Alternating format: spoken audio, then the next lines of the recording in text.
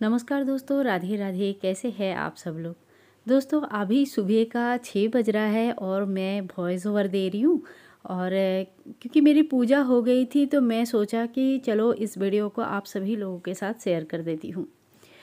कोई भी पूजा, कोई भी त्यौहार जब रहता है ना, तो सभी भगवान को हम पंचामृत स्नान एक साथ कैसे करवा सकते हैं, कैसे करती हूँ मैं। चलिए आज वही चीज़ आप सभी से शेयर करती हूँ, साथ में कुछ कुछ ट्रिक्स शेयर करती हूँ। कुछ क्वेश्चंस आते हैं, मैम पंचामृत स्नान करवाने के बाद दही वगैरह अंदर रह जाता है, वो निकलता नहीं है, क्या करूँ, या चिपचिपाहट रह जाता है, क्या करूँ।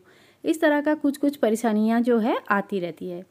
तो देखिए मैंने ना एक कांसे का थाली लिया है और इसमें सभी भगवान को विराजमान किया है। यहाँ पे मेरे लड्डू गोपाल जी नहीं है, उनको मैं स्नान हमेशा अलग से करवाती हूँ। तो देखिए सभी भगवान को सबसे पहले मैंने पंचामृत एकदम से दूध को मैं बाहर निकाल के रख देती हूँ। जैसे ही मैं नींद से उठती हूँ तो एक आध घंटा पहले ही मैं दूध को बाहर निकाल के रख देती हूँ, दही को बाहर निकाल के रख देती हूँ, यानी कि फ्रिज से बाहर निकाल के रख देती हूँ। तो थोड़ा सा कम ठंडा हो जाता है। फिर दूध, दही, घी, शक्कर, मधु, ये सब मिला के 5 तत्वों मिला के हम पंचामृत बना लेते हैं। पंचामृत को बहुत ज़्यादा मत बनाएं, क्योंकि इसको थोड़ा सा हमें पूजा प्रसाद स्वरूप ग्रहण भी करना चाहिए। और बाकी अगर बहुत ज़्यादा बन रहा है या पानी की वजह से ज़्यादा हो गया है तो हमें किसी पेड़ पौधे में डालना चाहिए। घर की बेसिन में या नाला में कभी भी ना छोड़े इस पानी को, फिर आपकी पूरी पूजा का जो फल होता है ना वो जीरो हो जाता है। तो इन छोटे छोटे बातों का ध्यान रखें। तो देखिए अभी हमने सभी को पंचामृत स्नान किया, 3 बार करके भगवान का नाम लेते हुए पंचामृत स्नान किया और फिर हल्के हाथों से थोड़े थोड़े रगड़ देती हूँ।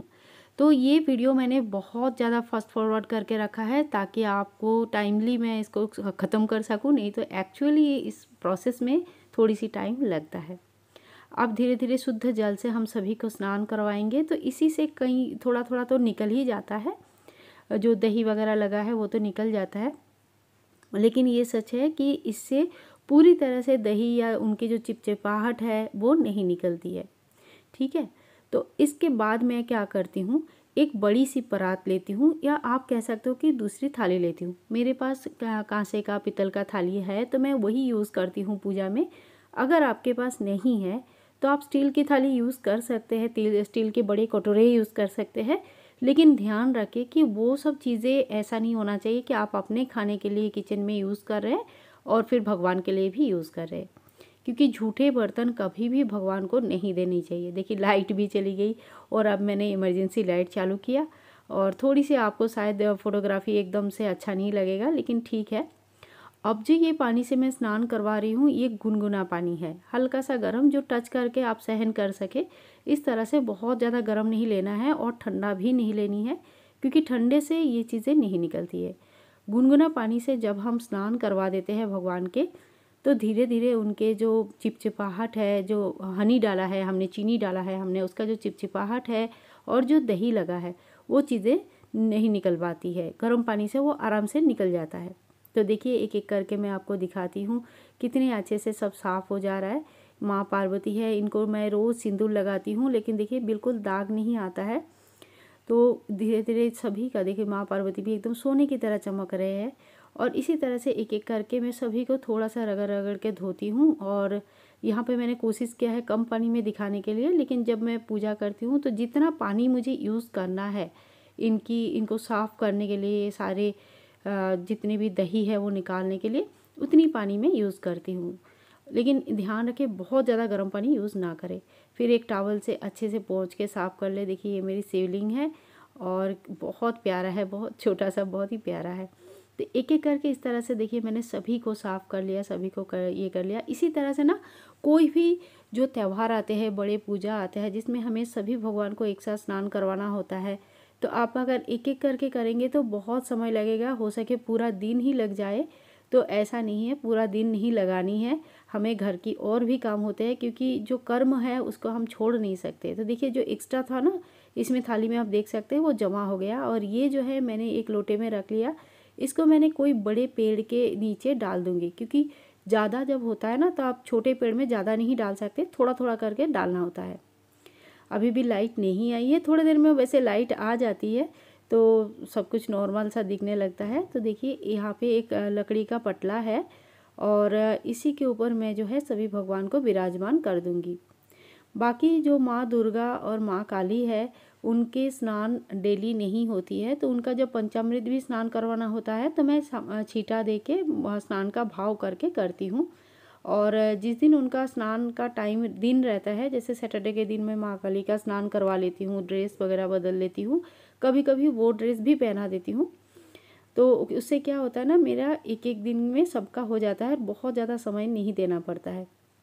तो देखिए इस डिब्बे में सिंदूर रहता है, मैंने आप सभी को पहले भी कहा है। सभी देवियों को इसी से सिंदूर लगाती हूँ। पार्वती माँ को सिंदूर लगाने के बाद वो सिंदूर खुद भी माँ से थोड़ा सा सुहाग मांगे और अपनी मांग भरे, ये बहुत ही शुभ रहता है।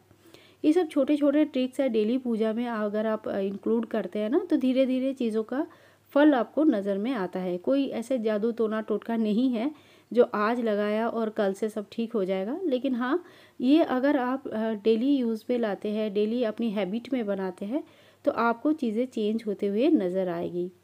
तो देखिए यहाँ पे सभी भगवान कैसे बैठे हैं और सभी को मैंने टीका लगा दिया। भगवान को जो है मैं चंदन का टीका लगाती हूँ, गणपति भगवान को मैंने हल्दी का टीका लगाया और सभी देवी देवियों को मैंने सिंदूर का टीका लगाया, रोली का टीका लगाया। हनुमान जी के लिए मेरे पास अलग से ऑरेंज कलर का सिंदूर या टीका रहता है, मैं वही लगाती हूँ। तो देखिए अभी लाइट भी आ गई है, मैं इमरजेंसी बंद कर देती हूँ। और यहाँ पे मेरे लड्डू गोपाल जी बैठे हैं, इनका स्नान श्रृंगार हो गया है। स्वेटर पहनाना मैंने इनको शुरू कर दिया है क्योंकि सुबह शाम ठंडा लग रहा है। बाकी भगवान को अभी तक स्वेटर नहीं पहनाया है, उनकी स्वेटर आ चुकी है पर अभी तक पहनाया नहीं है। तो लड्डू गोपाल जी हमारे बैठे हैं। टोपी नहीं पहनाती हूँ क्योंकि ज़्यादा गर्म हो जाता है करके। और आप जो अगर आपके पास शिवलिंग है या तो फिर आपके पास स्फटिक यंत्र है तो आप उनकी विधिवत पूजा करें, फूल चढ़ाए, चंदन चढ़ाए, थोड़ी सी मतलब आप जो है ना, इनकी डेली पूजा आवश्यक होता है। 3 चीज़ें ऐसी होती है, वैसे तो देखिए जितने भगवान रहते हैं ना सभी के डेली पूजा आवश्यक होता है, लेकिन शालिग्राम जी, शिवलिंग, श्री यंत्र, लड्डू गोपाल जी, ये अगर आपके घर पर है 4 चीज़ें, इनकी डेली सेवा करना जरूरी होता है। आप जरूर डेली सेवा करें। तो देखिए सभी को माला पहना दिया और मेरा श्रृंगार कंप्लीट हो गया है। बहुत ही जल्दी श्रृंगार हो जाता है भगवान के और देखने में भी बहुत सुंदर दिखते हैं। तो अभी मैंने केले के भोग लगा देती हूँ, थोड़ा सा एप्पल लगाऊंगी क्योंकि मैं सुबेरे फल का ही भोग लगाती हूँ। बहुत आसान भी रहता है और शुद्ध भी रहता है, मुझे ज़्यादा सोचना नहीं पड़ता है। इसके बाद दिया प्रज्वलित कर देंगे हम। दिया के लिए मैं थोड़ा सा एक छोटा सा चिमटी रखा है।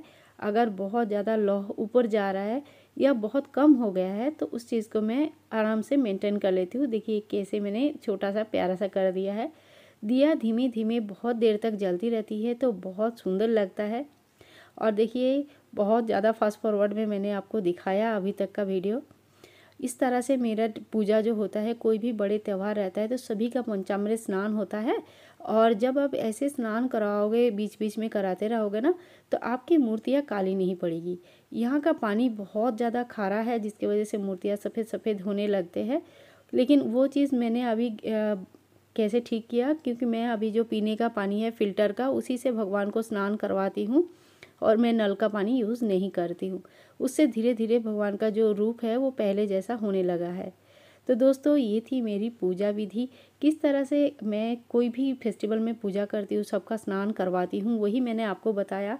इस तरह से आप भी स्नान करवा सकते हो और बहुत जल्दी सभी भगवान का स्नान श्रृंगार हो जाता है। दोस्तों वीडियो कैसे लगी ज़रूर बताना, और अगर अच्छा लगे है तो शेयर कर देना सभी भाई बंधुओं के साथ ताकि वो भी इस चीज़ को लाभ उठा सके। मिलते हैं नेक्स्ट वीडियो में, तब तक के लिए मेरे और मेरे गोपाल के तरफ से सभी को राधे राधे।